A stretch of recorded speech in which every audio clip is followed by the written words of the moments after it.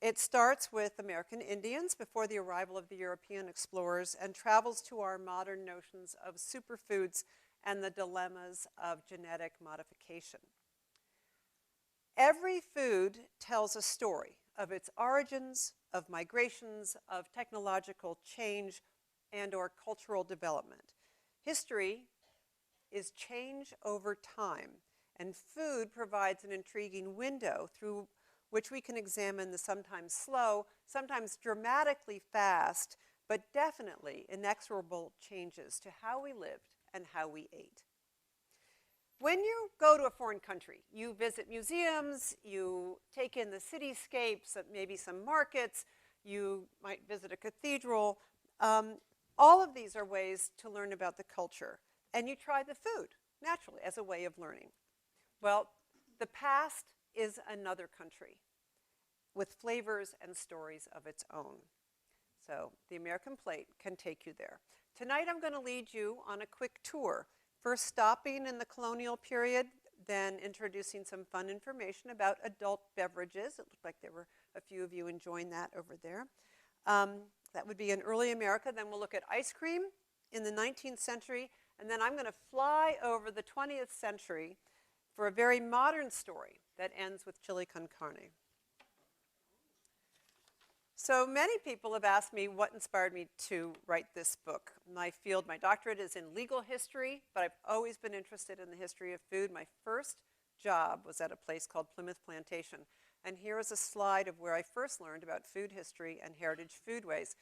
It's a living history museum on Cape Cod. Maybe some of you have been there. It reenacts daily life of 1627, 7 years after the arrival of the Mayflower. So I dressed like an early colonial in period clothes. I cooked over an open hearth and really experienced firsthand the process of making stews, baking bread, tending the herbs, and even milking cows and one very bad-mannered goat, similar to life in 400 years ago. And it was here that I realized that people who do not consider themselves interested in history can become very engaged when they hear the stories about foodways. So you know what I'm talking about. I bet many of you in this room really enjoy going to museums, but sometimes you've been with people who really aren't so thrilled. And they're like this. Okay, well, the bus is going to meet us, so maybe we should head up now, right? And you're thinking, I want to know more, right? And when I was working as an interpreter at Plymouth Plantation, there were always somebody in the couple or in the family who's pulling the group one way and somebody else in the family who's pulling them to learn more. But in the house where you're making food, everybody stayed. And you know, the guy who was ready to go for that bus suddenly wants to learn about how does the butter get in the churn and how long does it take to churn it. So it is a great way to engage the public, and that is really my job. I'm a public historian. One of the things I emphasize in the American Plate is the multicultural impact on our food. For most of my life, my understanding of early American history was rooted in Massachusetts and Virginia, home to the first English settlements. This is where the textbooks start. But later, I have recognized the influential role of Spain in so much of what is now the United States. So newsflash, everyone, Mexican food is not new. In fact, it is a lot older than roast beef and apple pie. Remember, the Spanish were here more than 100 years before the English. They're the ones who introduced the domestic animals like horses, sheep, goats, cows, hogs, and chickens. And they are the ones who brought back to Europe the new world foods like tomatoes, chocolate, avocado, potatoes, turkeys, and many kinds of beans. This was the great food and seed exchange at the very end of the 15th century, started by the Spanish and specifically and with great intention by Christopher Columbus. Never underestimate the role of a committed change agent in world affairs. People like Genghis Khan or Queen Elizabeth I or FDR or Christopher Columbus, who had an enormous impact on the natural environment of the New World. Imagine introducing all those domestic animals, and many of them obviously run wild and become native in different areas, although they were introduced in 1493. This is somebody who had enormous impact on the natural environment and also on diet and nutrition globally. So we know that food travels widely and takes up residence in different countries and seems like it has always belonged there. Imagine Italy without tomato sauce. But of course, tomatoes originate in Mexico. They don't come from Italy. And when we say somebody or something is as American as apple pie, do we know what that really means? Because not one ingredient in apple pie comes from America. Not the pastry. For those of you who know what goes into pastry, it's lard and flour, or maybe butter and flour, wheat flour. All of those ingredients are European-based because there are no hogs or cows before the Spanish get here. Not the spices. And the spices are tricky. When I say America, I mean the continental United States. There is a spice that's in apple pie that's allspice. That comes from Jamaica. And then there's vanilla that comes from Mexico originally, although most of it now comes from Madagascar and other places. But on the continental United States, none of the ingredients are there. And the apples come from eastern Turkey, travel across Europe, and become a very important crop in northern France and in England. And those settlers bring it to the East Coast. So all of these ingredients come from all over the world. But since Americans come from all over the world, maybe the pie is a perfect metaphor to describe our culture. I mean, really, if you have a choice, what would you rather be? A melting pot or an apple pie, right? I mean, wouldn't you rather be an apple pie? I vote for apple pie. Another thing that's very important to remember is the Native American contribution to the American plate.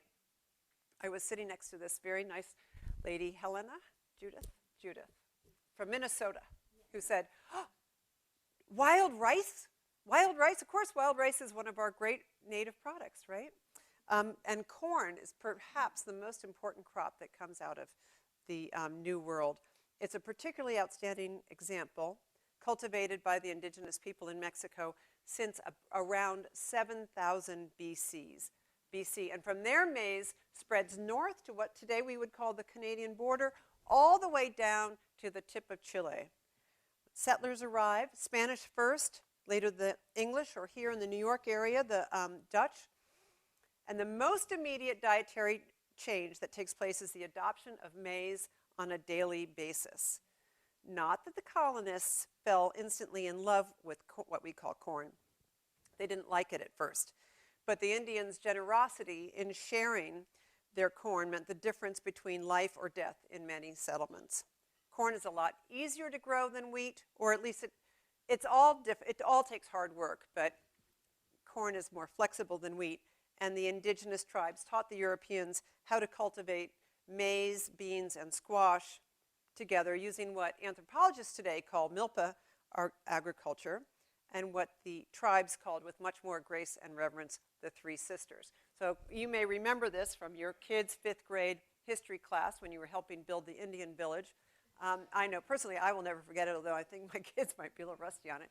The cornstalk provides a place for the beans to climb up, and the squash grow around the base of the corn. And for those of you who have a vegetable garden, you might know that squash leaves are big, and they help keep the weeds down. But if you're from Europe, you're used to growing one crop in a very straight rectangular, never mind, long kind of square stretched out field. And they came to the New World, and so these patches of things grown. And they really were very disdainful of how the Native Americans grew their crops. Eventually they adopted corn as one of their most important crops, and it still is perhaps the most important, one of the most important crops in America today. Maybe we have too much of that. But the beans are one of the new things that were introduced from here to Europe. They did have field peas, the round peas, chickpeas. Those were in Europe. Fava beans in Italy. But most beans that we know today, like kidney beans, white beans, pinto beans, black beans, those are all native to the New World. And haricot vert, you know, those lovely little French beans. Well, haricot is a derivative of a Nahuatl word, Aztec word, which was haricato. And that changed to haricot and is now what we think of as a French bean product. The easiest way to process corn or any grain actually, before you have a mill system, which was set up in a couple generations. But first generation, only the Dutch got their mills set up quickly. And the easiest way to do it is to grind it roughly and cook it as a hot cereal. So a lot of corn was consumed as cornmeal mush. And today, that's just the type of porridge that we don't want to have a great big bowl of, right? We're all trying to avoid carbohydrates in our diets to some extent or another. But if you're burning 6,000 calories a day with hard physical labor, you need bowls of cornmeal mush as part of your diet. So instead of a little piece of bread, the early settlers would be ate a lot of mush at their 2 main meals a day and at supper time too. Along our coastlines, oyster shell heaps known as middens stand in mute testimony to the American Indian love of oysters and the gathering of tribal members around a rich source, usually in estuaries, for this bivalve proved to be a time of prolonged feasting. They're a gold mine for anthropologists. These are the ancient middens, now submerged along the Louisiana coastline, and they actually even form the basis of New York's Chinatown. So if you dig down below the basements in Chinatown, you start running into these layered formations of compressed oyster shells. They're from places where Native Americans came and had big oyster feasts.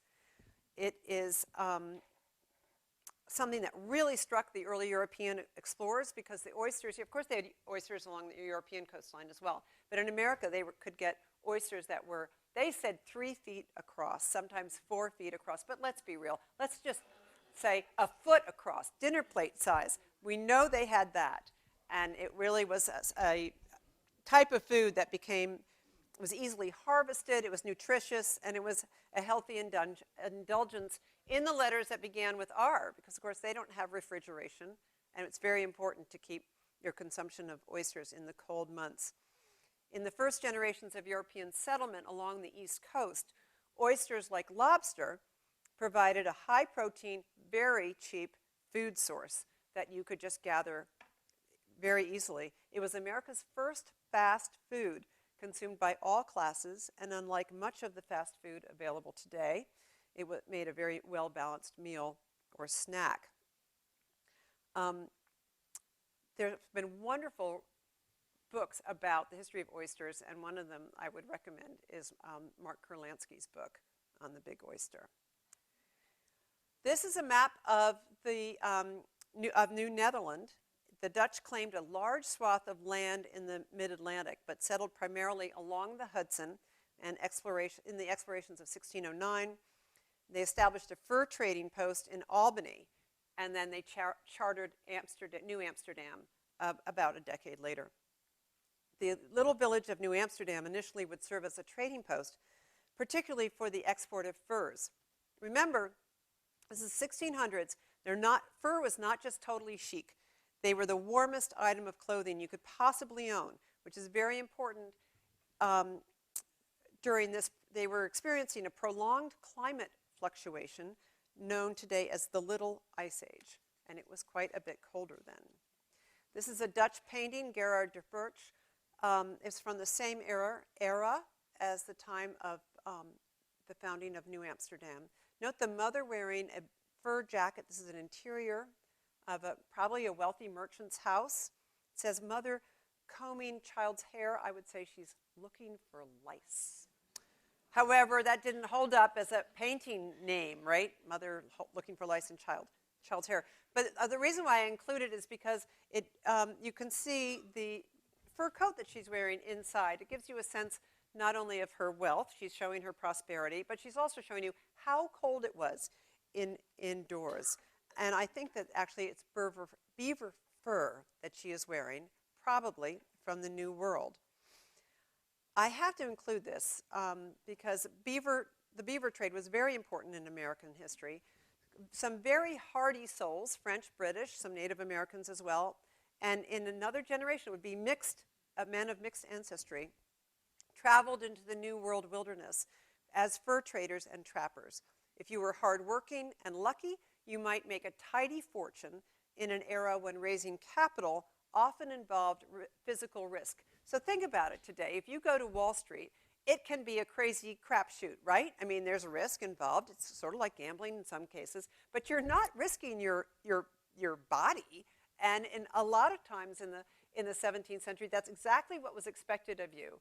You were out on a ship sailing across the sea, or you were trapping for furs. This is the way people raised capital. There were venture capitalists who provided the funds, but it took primarily men and some women a lot of courage to go out there and do these ventures themselves. If you were hardworking and lucky, you might make a tidy fortune in an era when raising capital involved physical risk. One big risk was hunger. For the most valuable pelts were the luxurious winter furs. And winter, of course, is a time when it was very hard for a man to find enough food.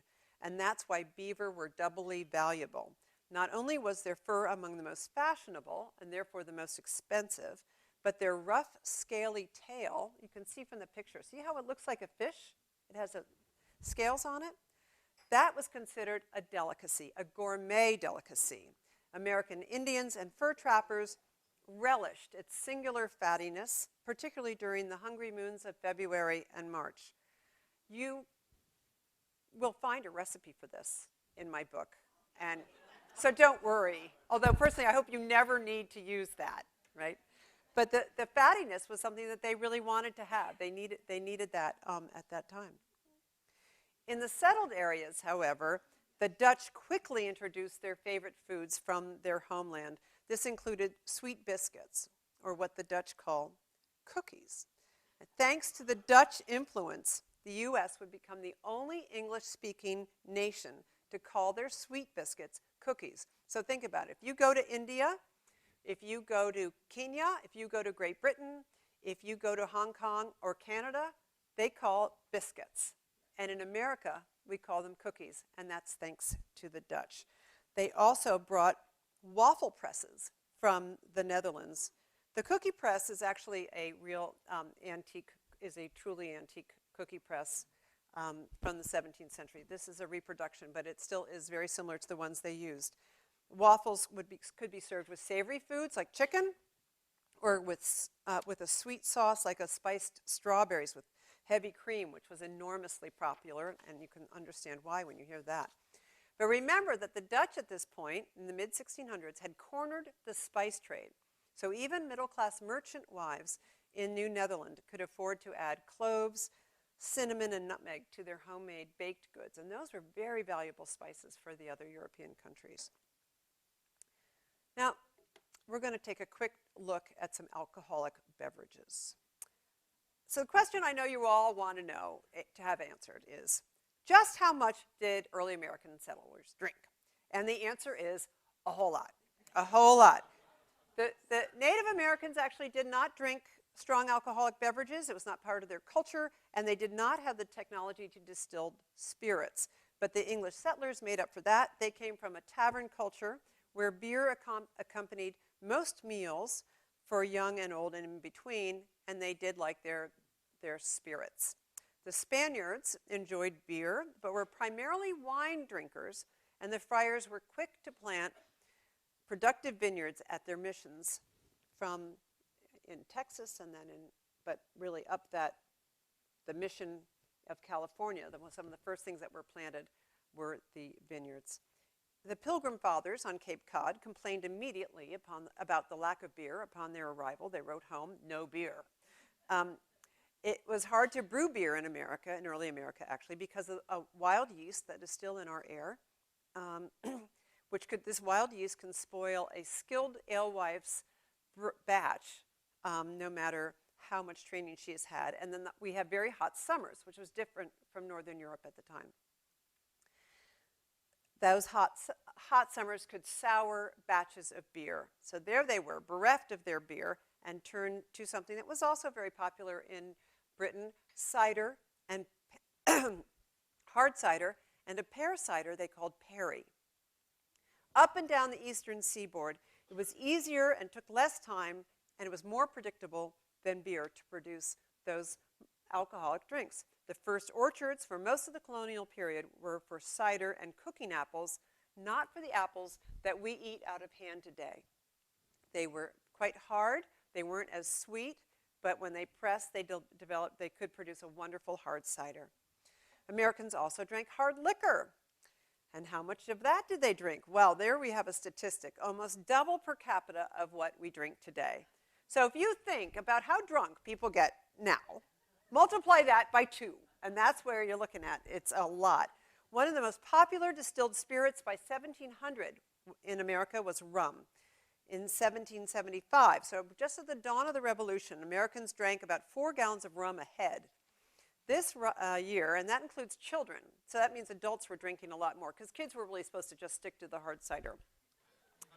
This rise of rum, most of it produced in New England, was tied directly to the availability of molasses, which was shipped up from the Caribbean islands, where sugar was creating fortunes for a few British and European families. And the rise of sugar in the New World was directly linked to the rise of African slavery. The sugar planters made so much money on their cash crop that they actually imported food for their enslaved workers rather than farmed the land in the West Indies. It was more intensively sugarcane, and they didn't want to use any of that land for other things. So they would import barrels of salt beef, salt pork, and dried fish to feed their slaves. So by the 18th century, American farmers were part of this north-south trade along the eastern coast, shipping barrels of what really, when you think about it, I think most of that was pretty low-quality food that was being sold to the sugar plantations, and the farmers benefited. They were growing prosperous in the process. Rum would stay popular in New England and along the coastal cities. And in fact, Boston still consumes more rum than any other city today. While the arrival of the Scots-Irish just before the American Revolution made whiskey a new favorite inland. Bourbon, based on corn. Bourbon's our most indigenous spirit, right, or hard liquor. It's based on corn, was developed in Bourbon County, Kentucky, and grew in popularity so much that this style of whiskey would become synonymous with the American South. And certainly when you talk about a mint julep, you can imagine a southern planter sitting on his porch enjoying his cheroot and a mint julep on a late spring day. As Peter sort of was a spoiler there about George Washington, but I have to tell you, George Washington served 75 gallons of whiskey to potential voters when he ran for a seat in Virginia's House of Burgess in 1758. This eye-popping number may have been high even for that time period, but the idea of offering drinks to your voters was a tradition in Britain and migrated here, encouraging voter turnout, I assume. After his precedent-setting 2 terms as the first president, Washington's Scottish farm manager, so Washington comes back from the White House, right? He's going to retire at Mount Vernon. And his farm manager, Andrews, saying, General, I have to tell you something. We could really make a lot more money than you're making out of what you're growing in your fields because you're just selling that wheat. But let's turn it into whiskey and see what we can do. And in fact, at the end of his life, Washington was a more prosperous farmer than he'd ever been because he wasn't mainly a farmer. He was the nation's largest liquor distributor. But he was actually shipping unaged whiskey, and then he would sell it to people who would age it. And then it would become sort of their local brand. It was a wholesale business. Very interesting. Eventually, our first president became our nation's largest whiskey distributor, something they forgot to tell us in the textbooks. Our founding mothers and fathers were big on entertaining and setting a fine table, and that was an important part of being a public figure. You had a responsibility to wine and dine. For those of you who follow Downton Abbey, Lord Crawley says, Cora, you're turning this house into a hotel. We have so many visitors. Well, Washington was often heard to exclaim, Mount Vernon is turning into a hotel. But he always was serving fine meals and had a reputation for an open house. Thomas Jefferson, deeply impressed by the fine food he encountered during his lengthy mission to France in the 1780s, brought his slave James Hemmings with him to Paris to train as a master chef. Hemmings could have stayed in France where he would have lived a life as a free man.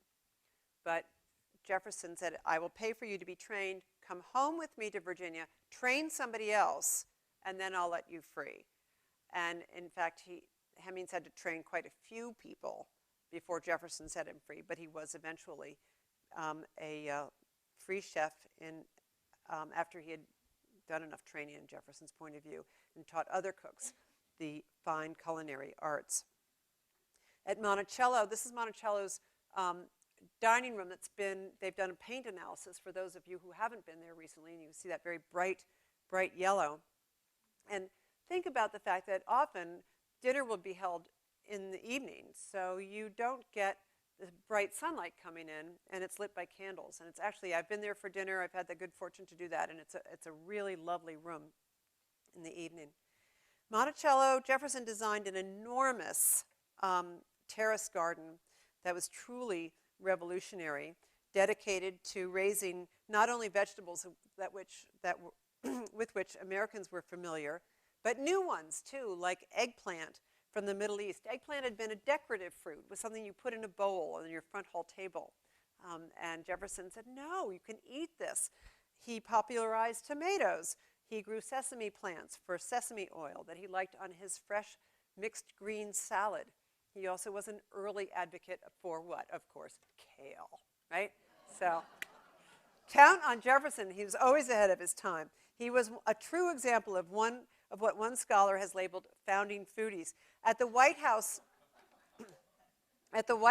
or the Executive Mansion, as it was then called, the Epicurean Jefferson served political friends and enemies elegant food, French wines, and fanciful desserts, including ice cream, which was a gourmet luxury. He invited small groups of people who shared the same political point of view. So he would have dinner for 12 of people who agreed on something, because he felt that people who were in agreement would be more open when they're talking about that issue. And then the next week he would have people who looked at that point of view, looked at that from another point of view. He didn't mix them at a dinner party. He invited separate groups of people and really learned a lot from their candor. This is Dolly Madison. Her husband, James Madison, followed his mentor, Thomas Jefferson, in the presidency. And while he admired Jefferson in almost all ways, he actually entertained quite differently and very effectively. You know, Jefferson was a widower, and sometimes his daughter served as hostess, but often Dolly Madison would serve as hostess. And she was a very, very effective influence in Jefferson's White House, and even more so for her husband, who was a little shy or reserved. But what was interesting is that Dolly says to her husband, Jamie, Jefferson's got this all wrong. When you're president, you're going to mix everybody together so that they get to know each other in a social context. And that's what the Madisons do. They have these great big receptions, and she serves plenty of food and wine, and she also serves a lot of ice cream. And for those of you who might remember, there's a brand, Dolly Madison ice cream, that wasn't just made up, that was actually named after her because she had several ice cream recipes that became well known. Incidentally, a free African-American cook at the White House, just during the Monroe administration, right after the Madisons, named Augustus Jackson, invented something close to the modern hand ice cream churn. And he went on to a productive career in Maryland, running a new type of restaurant called an ice cream parlor. And the reason why I bring up Augustus Jackson is because it's nice to know about the invention of I'm sure he didn't invent it, but it was new in that area, in that region. But also, he's a free black man who is an entrepreneur in a slave society. Maryland was a slave state. And that is a very, runs against the archetype of what we imagine life in a slave state would be. So I thought it's a good example of how you learn these sort of quirky things about history when you study food. And you think, wow, this guy really he was very well known. People came from miles around to enjoy ice cream at Mr. Jackson's ice cream parlor. Ice cream would remain a luxurious treat into the Gilded Age. This is a photo of Delmonico's restaurant in New York City from the late 1800s when it was on, there were a few branches of it at the time. This is the Union Square one. To me, Delmonico's exemplifies the Gilded Age, which in the American plate I call the Gilded Gritty Age. This era runs after the Civil War to almost the turn of the century, or around 1870 to 1900. It was the age of industrialization, of the exploited factory workers, and the robber barons, or captain of enterprise, depending upon your point of view. But whatever you want to call them, they were making fortunes in heavy industries like steel, mining, and railroads. And a lot of these guys like to party like it was 1899. The Delmonico's was where they came to have a good time and huge meals. Stanford White, the famous architect and bon vivant, might be present along with Diamond Jim Brady. And this is an illustration of Diamond Jim Brady. Now, I just had to include him because he was famous mostly. He was a very, very wealthy and successful railroad broker. But what he's really known for is having this enormous appetite. He would visit Delmonico's along with people like the Vanderbilts and Carnegies and the Astor's, authors like Mark Twain, Charles Dickens, even the Prince of Wales. They had enough money to patronize gourmet restaurants, and places like Delmonico's flourished. But Brady was the most famous gourmand in New York, known for beginning his meal with 3 dozen oysters, and that was just his appetizer. Now, my favorite story about him, I was doing a little, I found in the New York Times the quote that I found in a secondary source, and I thought, this is too funny, it can't be real, but there it was in the original newspaper.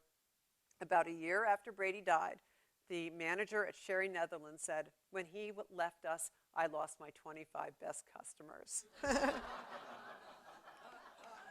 I love that. So Delmonico's hired the first, what we would call today, the first celebrity chef. This is not a modern invention of the Food Channel.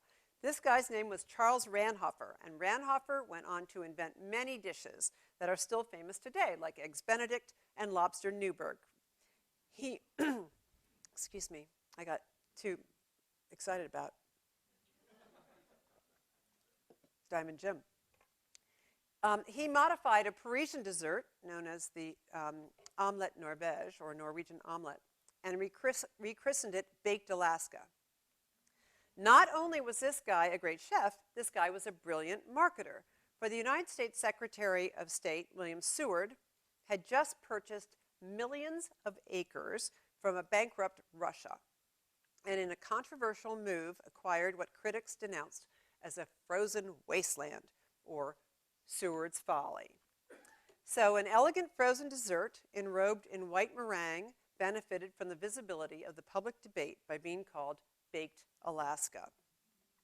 Baked Alaska vividly illustrates the contradictions of the Gilded Age. In today's dollars, it cost about $40 per serving. Pretty steep. I don't think there's any restaurant that serves a single serving of a dessert for $40. Originally, Ranhofer made it from walnut spiced cake, topped with rich banana ice cream, and then covered with swirls of meringue. So there are a couple of things going on. One, you're seeing a picture I took at Delmonico's. They still make Baked Alaska according to their original recipe. But I'm not a big fan of banana ice cream. But remember, there are food trends, and there have existed food trends since the ancient Greeks. So bananas were trending big time in the late 19th century. And if you really want to appreciate the history of bananas in America, you should go back and listen to the oral histories of people who arrived on Ellis Island, because they talk about the food that was given them in the dining hall. And one of the things they remark about is bananas. One of the things they remark about is bananas. And many of them say, "I didn't know what to do. I took a bite and I didn't like it, and I didn't know what to do about that. And then I looked over and realized, oh, you peel it." You hear this several times. It's great. It makes me really, we have this image of Ellis Island as being, it looms with sort of a dark history. But there are many things that I've learned that really they tried so hard. The officials at Ellis Island tried to make it a positive experience for people in the dining halls.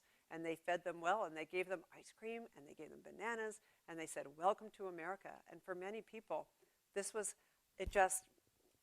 opened their hearts to their new country. But when you're thinking about the Gilded Age and you think about a dish like that, remember, this is a very, very complicated dish to make. The double egg beaters, you know, those hand beaters, they had not been invented, all right? So we're talking whisk, and that is a lot of meringue to make. Each step of the process involves a team of workers and a lot of brute strength, from cutting the ice up in the Hudson, those big, you've seen those pictures, and maybe some of you remember ice places. You'd go and buy big blocks of ice for punch bowls and things like that. You had to cut the ice up in the Hudson, pack it in sawdust to insulate it to keep it cold for the summertime. Churning ice cream by hand, adjusting the restaurant stoves, which were fueled, of course, by coal and wood, to evenly brown the meringue a moment before serving. You could use a salamander on top, but getting the sides, that's, you know, salamander is the thing you heat up and then use to broil by hand. It's very complicated. I think that these workers are doing some decorative work here, but it really, Delmonico's had a lot. It was like a factory there. So much work had to be done to present these very elegant meals. Today, of course, it's a lot easier. I actually provide an easy recipe for creating baked Alaska using modern ingredients. And if you can make meringue, you can make baked Alaska, and it's a lot of fun. I think it's festive, and you can choose whatever ice cream you want. When I was first writing this book, I had planned to end it in the year 2000. My editor at Sourcebooks rejected that plan. She said, no, you can't write a book 1400 to 2000. It has to be 1400 to today, so that the publicist could go to the radios and the TVs and say, oh, you should listen to her. She'll talk about food 1400 to today. And I said, no, I'm an historian. And current events are really just a matter of opinion without data. And historians have data and a matter of opinion. So it's a different way. I don't have the perspective on events within the most recent years. At least that's my argument. But I lost the argument. And that meant, and this was tough, because that meant I had to include 9/11. And just writing about that time in New York is a difficult task. But I had left out a great American food. I'd left it out of my book, and I knew I had to include it. And that food was chili con carne. Red peppers, as you may know, are indigenous to the New World. So the red pepper that the East Indians use in curry, that is American. It's just like tomatoes not to say they don't have other spices that can make things spicy, but the red pepper, cayenne, that is from America. And a lot of the red pepper in Chinese food is indigenous is here. The black, really, really strong black peppers from Sichuan, those are native there. The first documented mention of chili con carne, red beans with spicy chilies and meat, beef, comes from Texas, and it certainly is associated with the Southwest, and not with Mexico, but in the area where you're raising a lot of meat up north of the Rio Grande. In the late 1840s, America's boundaries spread across the continent. And this is during the Polk administration, for those of you who keep track of this. And chili con carne adopted that sense of manifest destiny. Pretty soon it had spread from sea to shining sea. And one reason is because outfitters, these guys who equipped the cattle drives and the wagon trains and the explorations west, developed something called chili bricks. And they dehydrated meat, they dried meat, beans, suet, seasoning, salt, and chilies, and then cut them into dried bricks. And you could sort of figure, okay, this dried brick reconstituted with enough water could feed a family for a day. So you were able to count out how many bricks you would take. That's not the only thing they ate, but that's one way that chili spread all around the country. Then the invention of commercially available powdered chili brought various chili recipes into the home of adventurous cooks, and we know who you are out there, people who like to try new things at all times, regardless of what your family thinks. But it was the 1893 World's Columbian Exposition in Chicago, where thousands of Americans ate chili con carne for the first time. And people across the country began to dig into chili with gusto. I'm going to just step out a little bit and tell you about World's Fairs. Many of you remember going to World's Fairs. They were just such an exciting place to see develop new ideas, new types of media. Today we would say new types of media, new inventions, all this sort of new stuff. And the sort of golden age of World's Fairs was in the late 19th century and into the early 20th century. And people, when they were held in this country, people would travel from all over to learn about different things. One of the things they learned in Chicago was about Cracker Jack. That was a brand new product. And it depended on, everybody had caramel popcorn for a long time, but nobody knew how to package it. Somebody invented double wax paper, and that was the key to Cracker Jack. And a year later, that song, Take Me Out to the Ball Game, came out, and it mentioned Cracker Jack in the song, so it became embedded in American culture. Chili parlors opened up in major cities across the country after the World's Fair of 1893, and chili con carne became very, very popular. A big pot of simmering chili feeds a hungry crowd at football fans. It warms up a family on a night like tonight. It can stay warm on the stove for hours, and it's not surprising that it fits into the needs of a firehouse kitchen as well. And so chili gave me the idea I needed to tell the story of 9/11. I went to my favorite firehouse in New York. It's a gorgeous Beaux-Arts building from 1899 down on Great Jones Street off the Bowery.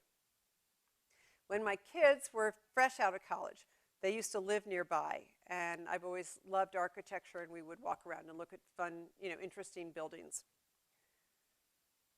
10 firefighters from this firehouse, home to Engine Company 33 and Ladder Company 9, are numbered among those who were lost that Tuesday 13 years ago, more than from any other single firehouse. I remember it as Tuesday. It was Monday. I think, let's talk. Because I remember I was going out that night for something. Anyway, it was Tuesday. $20. What do you say? So anyway, I have to backtrack now, I'm sorry. That firehouse lost more firefighters than any other firehouse in America that day. And there's a bronze plaque right between the doors. It marks their names, and we all know that that plaque will never be enough for those families. So one day last spring, thanks to an introduction from my friends, I visited the firehouse, and I met Lieutenant Brian Gamoka and a team of terrific firefighters on Great Jones Street, and asked them if they would like to share their chili recipe. I'm telling the story of America through food, I said, and I want to tell your story too. So in the epilogue of The American Plate, I provide the origins of chili con carne, the history of Great Jones Street and that firehouse, and the recipe that Lieutenant Gamoka gave me for their own version of chili con carne. And let me tell you something. Their firehouse chili is very, very hot. So now I've given you a tour of my book and a sense, I hope, of how food and foodways provide a unique window on American history and lead you down sort of little byways into learning facts and stories that you may never have heard before. Thank you for traveling with me to the past, a different country with flavors of its own. And I welcome questions if you are willing.